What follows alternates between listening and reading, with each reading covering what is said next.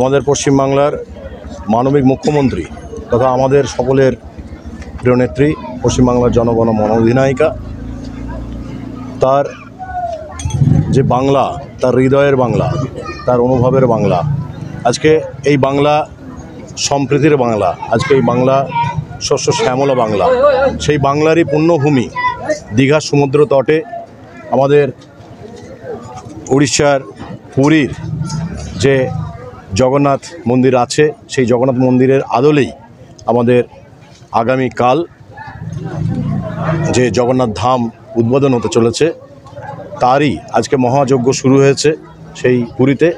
আমরা আমাদের এখানকার হিন্দু সম্প্রদায়ের যারা ধারক বাহক, যারা আমাদের পুরোহিত মহাশয়েরা আছেন এবং তার সঙ্গে সঙ্গে হরিনাম কীর্তন করতে করতে আমরা আগামীকাল যে পশ্চিমবাংলায় বুকে, দীঘার বুকে যে জগন্নাথ ধাম মন্দির প্রতিষ্ঠিত হতে চলেছে, প্রাণ প্রতিষ্ঠা হতে চলেছে, তারই উদ্দেশ্যে আজকে আমরা পুরোহিত মিছিল করলাম মানুষকে জানানোর জন্য। হিন্দু মুসলিম উভয়ে উপস্থিত দেখা গেল। আজকে কি বলবেন, সম্প্রদায় কি বার্তা দিবেন আপনি?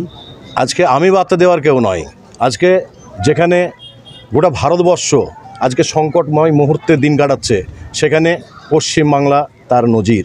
যেখানে পশ্চিমবাংলার মানবিক নেত্রী, আমাদের কবিরা যারা তাদের হৃদয়ের আবেগ দিয়ে, অনুভূতি দিয়ে তারা কবিতার ভাষায় লিখে গিয়েছিলেন যে ওরা একই বৃন্তে দুটি কুসুম, হিন্দু মুসলমান, মুসলিম তার নয়নমণি, হিন্দু তাহার প্রাণ। যেখানে কবিরা লিখে গিয়েছেন নানা ভাষা, নানা মত, নানা পরিধান, বিবিধের মাঝে দেখো মিলন মহান।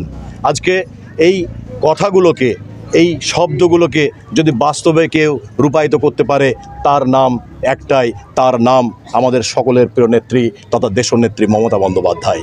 তাই মমতা বন্দ্যোপাধ্যায় তিনি আজকে ভারতবর্ষের বুকে দেখিয়ে দিয়েছেন, যেখানে ভারতবর্ষে সব সময় ভেদাভেদের রাজনীতি, মানুষের সঙ্গে মানুষের যে বিভেদ তৈরি করে দিয়েছে, সেখানে মানুষের মধ্যে একতার বন্ধন, মেলবন্ধন। যে দীঘা আজকে আমরা পর্যটন ক্ষেত্র বলে জানতাম, সেই দীঘা আজকে পর্যটন ক্ষেত্রের সাথে সাথে একটা পুণ্যভূমি, একটা ধর্মীয় তীর্থস্থানে পরিণত হয়েছে। তাই আমাদের দলীয় ট্যাগলাইন উৎসব যার ধর্ম, যার যার উৎসব সবাই। তাই আমরা আনন্দে আত্মহারা হয়ে পশ্চিমবাংলার মাটিতে এত বড় যে মন্দির স্থাপন হতে চলেছে, তাই আমরা সকলেই আনন্দে আত্মহারা হয়ে একসঙ্গে কাঁধে কাঁধ মিলিয়ে, হাতে হাত মিলিয়ে আমরা হাঁটছি।